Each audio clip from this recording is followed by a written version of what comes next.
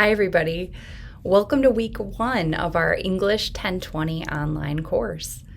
In this video, I'm going to walk you through our week 1 activities page to show you what it looks like and the sort of rhythm for how our weeks are going to go.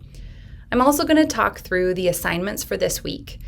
Taking time to do this now, I think, will help us get in the groove because you'll see a lot of this week's assignments repeated in different ways throughout the semester. And then finally, I'm going to talk really quickly about your reading assignments for this week. So let me switch over to Canvas view and we'll get right to it. Okay, so first let's look at our week 1 activities page. Each week's activities will be summarized in the activities page. So this is going to be our rhythm for the rest of the semester, is that you always want to go to the week's activity page. You'll get an overview of everything we're doing that week. And I've broken everything down into things that you should watch, read, and write for the week. So for this week, we're going to start thinking about Project 1 and introduce the concept of the rhetorical situation. And you're going to read about some principles of effective rhetorical analysis in the textbook this week. So that means you want to watch the week 1 instructor video, which you're doing right now. So high five. There's a quick TED Talk here about modes of learning, and I popped it in here because I want us to think about our class as a place to do the kind of conscientious practice that this TED Talk is covering. I will be posting the rhetorical situation mini lesson later today, and there's a little vid here, it's like 2-minute bite-sized video that also summarizes the rhetorical situation. So lots of things to watch to get you oriented and introduced to this concept of the rhetorical situation. Definitely want to read your syllabus, like we talked about in the course overview video. There's some things that you need to read for yourself that I didn't read word for word. The Project 1 description, which is down at the bottom of week 4, and your first reading assignment from the textbook, which is just 10 pages from chapter 7.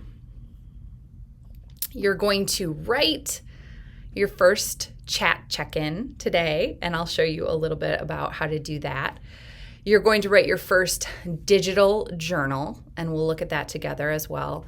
And your first project builder, which is going to ask you to practice working with different rhetorical situations. So if you look at the suggested schedule, Wednesday, today, is the day you want to be watching the week 1 video, the TED Talk, looking at your syllabus, looking at the Project 1 description. And if you do nothing else, at least do your chat check-in today. Then by Friday-ish, you want to have watched your mini lesson video, done your readings, and be working on your digital journal, your DJ. Then by Sunday, you'll be reading your, the selected articles that you can choose from for your rhetorical analysis project. Watch your little vid and do your rhetorical situation stations. That's not hard and fast. You could do, like Wednesday and Friday stuff today, and then some stuff on Saturday. However it works for you. Like we talked about in the overview, what you want is to start to set up a schedule for yourself that breaks down the week's work into manageable chunks. So Wednesday, Friday, Sunday, you've got some stuff to do. Now, I talked about the chat check-in. We'll do these periodically throughout the semester. They're a quick little assignment. There will be a prompt in Canvas. And then once you read the prompt, so this is going to ask you to post a picture of yourself, if you haven't already, in your Canvas profile. So that's this little bubble over here. And then in the course chat, so that is right here. You can see it's right underneath announcements. And it's a really easy interface You want to post what's the most interesting thing about you, and if you were a type of breakfast food, what breakfast food would you be? So you type that right here, hit send. You can add emojis if you want, and that is that for the chat check-in. You can chat back and forth to folks too. It's a fun interface. Here, you'll find a document that gives you hyperlinks to the possible articles that you will use for Project 1. So Project 1 is a rhetorical analysis. Now, any analysis needs an object to analyze, whether it's a piece of art or a theorem, or in our case, an argumentative essay. So the options for you to analyze are these ones right here. You probably want to click through and see what's going on. I tried to gather a collection of brief editorial articles that are more long form, but they each make a claim, an argument. And we'll talk a little bit more about that in a second, but they're all connected to the idea of writing, the power of writing, what writing does for us, what writing in different genres and modes might give or take from us. So check those out. Your digital journal is something we'll do each week, mostly.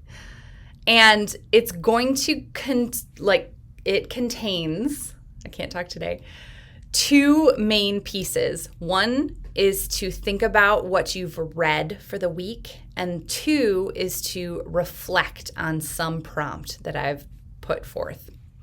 So you can see here, in about 500 words, you want to think about the readings. What question, problem, or conversation is at the core of all the readings that you do this week? And so for you this week, that means the articles from that list and chapter 7 from the textbook. What do those have in common? Are they even in conversation with each other? Now, you don't have to do all of the readings from the potential essays list. You could just pick one or even two to talk about for this digital journal. Then, for the reflection bit, think back about your earliest memories of writing and try to create a timeline to represent your growth as a writer, from good things that happened, bad things that happened, things that changed the game perhaps. What has shaped your attitudes about writing up to today? So those are the two pieces of your digital journal, and each time we do a digital journal or a DJ, you'll be asked to think about the readings and reflect on your own writing process. So it's kind of a 1-2 punch. Finally, for Sunday, you want to do this rhetorical situation stations activity. Now, you may want to watch the rhetorical situation stations mini lesson first. You certainly need to read chapter 7 from the textbook, and then go through and follow the prompts as listed. If you have any questions about that, be sure to email me. Make sure I don't need to sneeze here. Maybe? Achoo! Excuse me. Achoo! One more. Okay, so I am going to pull myself together here and switch over to a quick little PowerPoint in which I talk about Project 1 and you're reading from the textbook. Okay, so week 1 stuff. When you read through the textbook, one of the things that it's going to introduce to you, though not in these exact words, is the concept of entering the conversation. And that is that all reading and writing is essentially a conversation between readers and writers.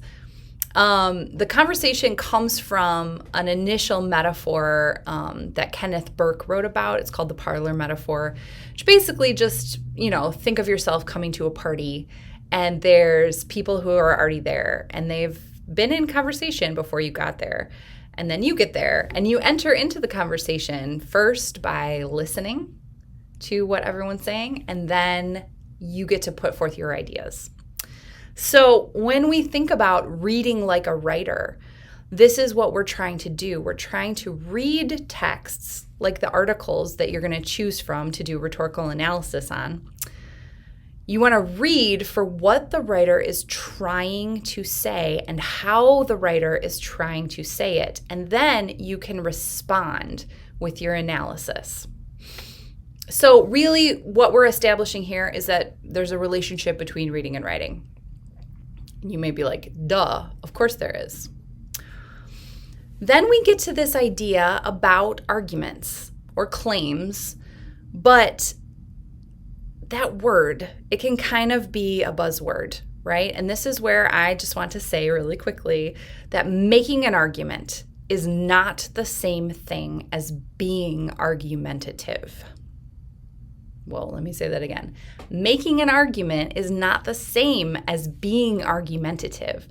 So what we're after in this class is I want to see all of you develop your ability to make an argument in your writing without reverting to argumentative tactics. And we all know that there's enough of that going around right now anyway.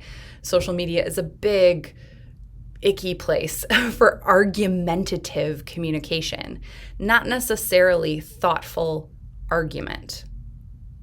If you pick up what I'm laying down there, we can move on. So for project 1, this rhetorical analysis, I am going to ask you to make an evaluative argument about the essay that you choose from that list.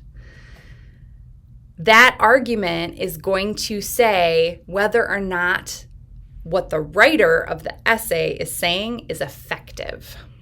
And you're going to do that in a couple of ways. First of all, you need to listen. Do your active reading, engage with and identify the writer's argument. So what is the writer of this essay saying?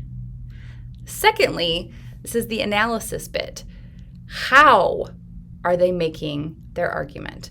How are they saying what? How are they constructing this claim and setting up evidence to support it? Then you can respond. Now you've listened, you've analyzed what's going on, and then you can respond with your evaluation. Did the author write this argument effectively? Yes or no? That's the argument you're going to practice making in your rhetorical analysis. Okay, so I'm going to pull back to our full view and close out this video.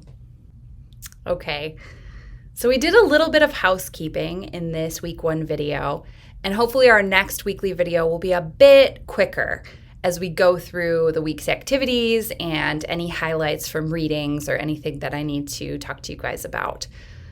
If you have any questions about anything that I've covered in this video, feel free to email me. I hope you guys have a great rest of your week, and I will see you in next week's video. Bye, everybody.